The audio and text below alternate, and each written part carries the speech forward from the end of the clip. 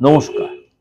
আজকে বলবো শনি গ্রহ নিয়ে, অর্থাৎ এই 2026 সালে শনি গ্রহ কবে অস্ত যাবে এবং কবে উদয় হবে। আমি আগের প্রোগ্রামে বলেছিলাম 12 রাশি নিয়ে, যে শনিদেব কবে আবার মার্গী অবস্থা থেকে বক্রী হবে। আজকে বলবো শনি গ্রহ কবে অস্ত যাবে এবং কবে উদয় হবে, এবং আপনার রাশির ক্ষেত্রে তার কি প্রভাব পড়বে, এবং কতদিনই বা এই শনিদেব আপনার অস্ত থেকে উদয় হবে। 41 ডেজের জন্য শনিদেব অস্ত যাবে এবং তারপর উদয় হবে। তাহলে চলুন, তাহলে কোন সময় অস্ত এবং কোন সময় উদয় হবে, কোন কোন রাশির উপর এফেক্ট হবে সেটা একটু জেনে নিই। সুতরাং শনিদেব 13ই মার্চ 2026 সাল শুক্রবার শনিদেব অস্ত যাবে। ভালো করে শুনে, 2026 সালের 13ই মার্চ 2026 সালের 13ই মার্চ শুক্রবার শনিদেব কিন্তু অস্ত যাবে। এরপরে 41 দিন পর, কন্টিনিউ 41 দিন কিন্তু এই অস্ত অবস্থায় থাকবে। 41 দিন পর শনিদেব 22শে এপ্রিল 2026 সালে, কিন্তু এটা নতুন বছরের কথাই বলছি, 22শে এপ্রিল শনিদেব কিন্তু এই মীন রাশিতেই কিন্তু আবার উদয় হবে। অর্থাৎ 41 ডেজ শনিদেব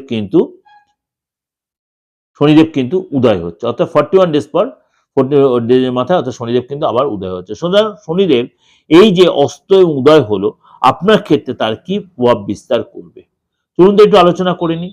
এই সিচুয়েশনটা আপনার ক্ষেত্রে কি, 22শে এপ্রিল পর্যন্ত, অর্থাৎ 13th মার্চ, অর্থাৎ 13ই মার্চ থেকে 22শে এপ্রিল, এই সময়টা আপনার জন্য অর্থাৎ কি এফেক্ট দিচ্ছে। আপনার মকর রাশির ক্ষেত্রে শনির এই অস্ত যাওয়া থেকে উদয় হওয়াটা কিন্তু আপনার জন্য যথেষ্ট লাভদায়ক হবে। অর্থাৎ বৃষ রাশি, মিথুন রাশি, মকর রাশি উদয় হওয়াটা আপনার জন্য যথেষ্ট উন্নতিদায়ক হবে, যথেষ্ট উন্নতি হবে। এই সময় কিন্তু আপনার নিজে উন্নতি দেখতে, নিজে আমদানি হবে। এই সময় কিন্তু আপনার সুযোগ আসবে।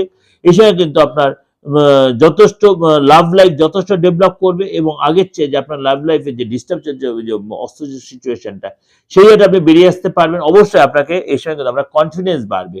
এই সময় কিন্তু আপনার প্রপার্টি রিলেটেড যে প্রবলেম, যে প্রপার্টিতে ইনভেস্ট করে রেখেছে বা প্রপার্টির যে প্রবলেম চলছিল, সেগুলো আমরা মিটিয়ে নিতে পারবেন। সুতরাং এই জায়গাগুলো যদি না সাফার করতে, অবশ্যই কারোর সাথে কনসাল্ট করবেন। এই অস্ত যাওয়া অর্থাৎ এই যে 41 ডেজ ডিউরেশনটা, এই সময়টা আপনাকে সতর্ক থাকতে হবে। যে রাশিগুলো কথা বলে প্রত্যেক রাশিকেই বলছি, এই যে 41 ডেজটা আপনাকে অনেক বেশি সচেতন থাকতে হবে। আফটার 41 ডেজ আপনার কিন্তু সময়টা আপনাদের ভালো আসছে। যে রাশিগুলো বললাম, এই যখন শনিদেব উদয় হবে অস্ত যাওয়ার পর থেকে, অর্থাৎ এপ্রিল মাসে, এন্ড অফ এপ্রিল সিচুয়েশনে আপনার কিন্তু যথেষ্ট ভালো যাবে। অর্থাৎ ওভারঅল এটা বললাম, অবশ্যই ভালো লাগবে। ভালো লাগলে অবশ্যই লাইক করবেন, বুঝতে পারবেন আপনারা। মেন কথা হচ্ছে প্রোগ্রামটা দেওয়ার একটাই উদ্দেশ্য, আপনাদের কাছে এই জিনিসটা আরো বেশি, সারবত্তাটা অনেক বেশি ক্লিয়ার হয়ে যায়। কারণ এই বক্রি প্রোগ্রাম দিলাম, কারণ এই অবস্থায় শনি মার্গী অবস্থা, মার্গীর মধ্যে শনি অস্ত যাবে, উদয় হবে। তা আপনার কিছু রাশির জন্য কি কি ভালো হবে, কি কি তাদেরকে কোন সময়টা সতর্ক থাকতে হবে। যেগুলো আমি বললাম 41 ডেজের মধ্যে উদয় হওয়ার পর ভালো হবে, তা অস্ত অবস্থায় আপনার কিন্তু সতর্ক থাকবে এই রাশিগুলোকে। যে রাশিগুলো আমি কন্টিনিউ বললাম, তাদের অস্ত অবস্থায় কিন্তু 41 ডিউরেশনের মধ্যে আপনাকে কিন্তু অবশ্যই সতর্ক থাকতে হবে সব ব্যাপারে। হেলথের ব্যাপারে বলুন, রিলেশনের ব্যাপারে বলুন, আর্থিক ব্যাপারে বলুন, সব ব্যাপারে আপনার সতর্ক থাকতে হবে। যাই হোক, আপনাদের আশা করি বোঝানোর চেষ্টা করেছি। অনেকে বলে এক কথা অনেকবার বলে, কেন বলেছি আপনারা যাতে বুঝতে পারেন। অনেকে বুঝতে পারেন না, আবার ফোন করেন, আবার আমার হোয়াটসঅ্যাপে মেসেজ করছেন। তার জন্য আপনাদের কাছে আমি এতটা ক্লিয়ার করে দিলাম। এক কথা অনেকবার করে বললাম, ভালো লাগবে, বুঝতে পারবেন। ভালো থাকবেন। অবশ্যই ভয় পাওয়ার কিছু নেই, ভালো যথেষ্ট সময়। শনি রবির বছর শনির সিচুয়েশন আমি বার্ষিক রাশি বলতে দিই, সেখানে সার্চ করে দেখে নেবেন। একদম ব্যাখ্যা পুঙ্খানুপুঙ্খ আপনার অবশ্যই সেটা ইউটিলাইজ করতে হবে, এবং সেই অনুযায়ী আপনি স্টেপ নিতে পারবেন। ভালো থাকবেন, নমস্কার।